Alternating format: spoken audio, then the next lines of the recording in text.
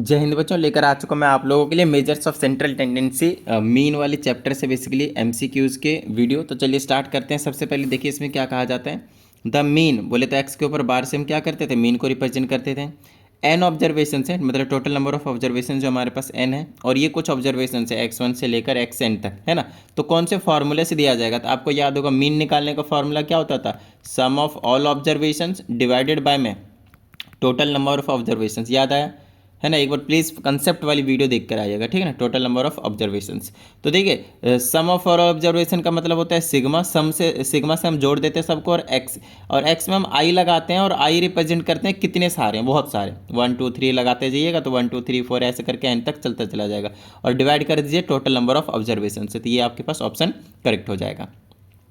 ये नहीं हो सकता क्योंकि एन नहीं है इसमें आई नहीं लगा रखा है, ध्यान रखिएगा। और दूसरी बात, यहाँ पे एन नहीं है, एक्स दे रखा है, और ये तो बिल्कुल ही अलग है, वो तो फ्रीक्वेंसी डिस्ट्रीब्यूशन वाले के लिए, ठीक है। सेकंड आपके पास, इफ द ऑब्जर्वेशन इतना इतना have the frequency this then the mean. Okay, पर इस केस में जो मीन है, मीन जो है किस तरीके से निकालते थे, सिग्मा एफ आई अपॉन में sigma F I X I upon में सिग्मा एफ आई। याद कीजिए, डायरेक्ट मेथड याद कीजिए, है ना। शॉर्टकट मेथड में आपके पास अगर ए एज्यूम्ड मीन होता था तो आपको बताना है कि इस केस में हम मीन कैसे निकालते थे। तो इस केस में निकालते थे इस तरह से, एज्यूम्ड मीन प्लस में sigma F i d i divided by sigma F i. Got it. Next, mean of group data is using shortcut method या फिर एज्यूम्ड मीन मेथड या फिर deviation method, where f i and y are क्या कहते हैं, denote कर रहा है फ्रीक्वेंसी को और class mark of the ith respectively. तो इस टाइप की चीज़ों के लिए हम क्या करते थे, याद कीजिए, एच से सिर्फ इनटू कर देते थे। यहाँ पे वैसे ये चीज़ नहीं देना चाहिए, और दूसरी चीज़ यहाँ पे डी आई नहीं आएगा, यू आई आएगा। मतलब ये तो खैर है ही नहीं, ऐसा तो होता ही नहीं है, ये तो डायरेक्ट मेथड है, और ये तो आपके पास स्टेप डेविएशन मेथड है। चलिए ये एक अच्छी बात है, लेकिन यहाँ पे जो हमसे पूछा गया है वो ये पूछा गया है कि वही चीज़ें यहाँ पे कई चीज़ों को मिक्स कर दिया गया है, एज्यूम्ड मीन मेथड को भी और इसको भी, शॉर्टकट मेथड को भी। थोड़ा सा क्वेश्चन में थोड़ा सा फॉल्ट है, और यहाँ पे यूआई को मेंशन तो किया है, ये एक अच्छी बात है, लेकिन फॉर्मूले में यूआई नहीं दे रखा। यहाँ पे आपके पास यूआई होना ज़रूरी है, तभी जाकर यूआई इसके इक्वल होगा, तब जाकर ये वाला जो है बिल्कुल सही हो जाएगा, अदरवाइज इसमें कुछ गड़बड़ घोटाला है। If the classes of frequency distribution इतना इतना एंड इतना है, तो हमसे बताना है साइज ऑफ ईच क्लास का साइज बताना है। यहाँ पे बच्चे क्या करते हैं, 10 में से एक कम कर देते हैं 9, तो क्लास का साइज हो गया 9, लेकिन ये आंसर गलत है, मेरी बात ध्यान से समझिएगा। इसको सबसे पहले एक्सक्लूसिव फॉर्म में लाना पड़ता है। ये किस फॉर्म में अभी फिलहाल, इंक्लूसिव फॉर्म में। उसके लिए क्या करते थे, एडजस्टमेंट फैक्टर कम करते थे बढ़ाते थे, कम करते थे बढ़ाते थे, लोअर लिमिट में कम अपर लिमिट में बढ़ाते थे। तो एडजस्टमेंट फैक्टर कैसे निकलता था, कोई सा भी क्लास चूज कर लीजिए, मान लिए उसका लोअर लिमिट लेना है, उससे प्रीवियस वाले का अपर लिमिट लेना है और माइनस कर देना है और 2 से डिवाइड कर देना है। तो ऑलमोस्ट टाइम 0.5 देखने को मिलता है अपने को, तो 1 में 0.5 कम कीजिए और 10 में 0.5 बढ़ा दीजिए। अब इसमें से इसको माइनस कीजिए, कितना आ जाएगा 10, तो ये आपके पास क्या रहेगा, इसका क्लास साइज रहेगा। समझ में आ गई इतनी बात, डन है, ठीक है। क्लास साइज ऐसे ही निकालते हैं, upper limit minus lower limit. If the class marks of continuous frequency distribution this, then the class corresponding to the class mark 54। देखिए ये सारे के सारे क्या हैं, क्लास मार्क्स हैं। क्लास मार्क्स कैसे निकालते थे, याद कीजिए, मिड पॉइंट्स होते थे। ये सारे क्या होते थे आपके पास, मिड पॉइंट्स होते थे।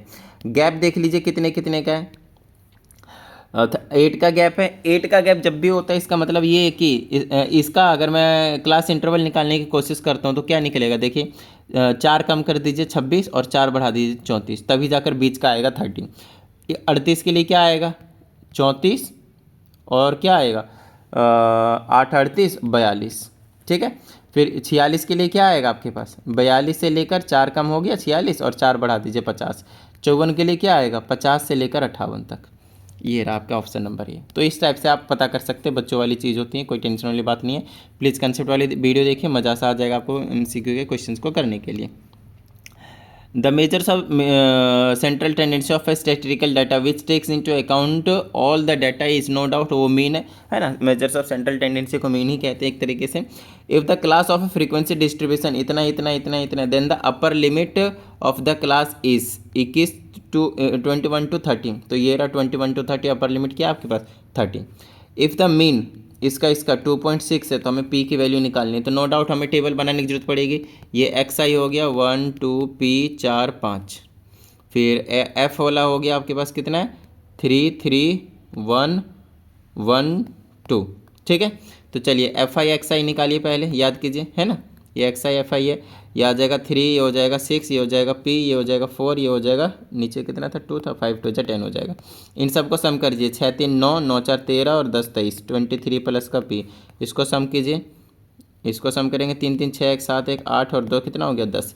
याद कीजिए मीन का फॉर्मूला क्या होता था, sigma F I X I divided by में सिग्मा एफ आई, मीन की जगह 2.6 रख लेंगे is equal to sigma F I X I की जगह 23 प्लस का पी रख लेंगे और सिग्मा एफ आई की जगह पे 10 इधर चला जाएगा तो 26 हो जाएगा इज इक्वल टू 23 प्लस का पी, और यहाँ से पी की वैल्यू निकाल देंगे तो कितना आ जाएगा मेरे पास 23, इधर चला जाएगा 26 माइनस का 23 that will be equal to p and here it is 3 is equal to P.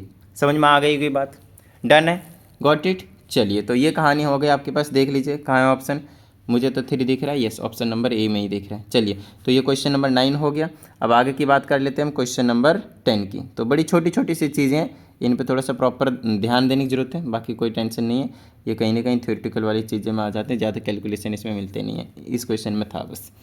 Next in the formula this for finding the mean of the group data d i's are the deviations and assumed mean of, no doubt ध्यान रखेगा हमेशा ये जो चीज़ होते हैं वो होते हैं mid point of the classes से, ध्यान रखेगा। ये जो mean of the group data और D I are the deviations from an assumed mean of, वो कहाँ से अज्यूम्ड मीन कहाँ से लेट करते हैं हम, ए आई को कहाँ से मीन लेट करते थे, याद कीजिए मिड पॉइंट से, क्लास मार्क्स के बीच वाला लेते थे, याद आया ना।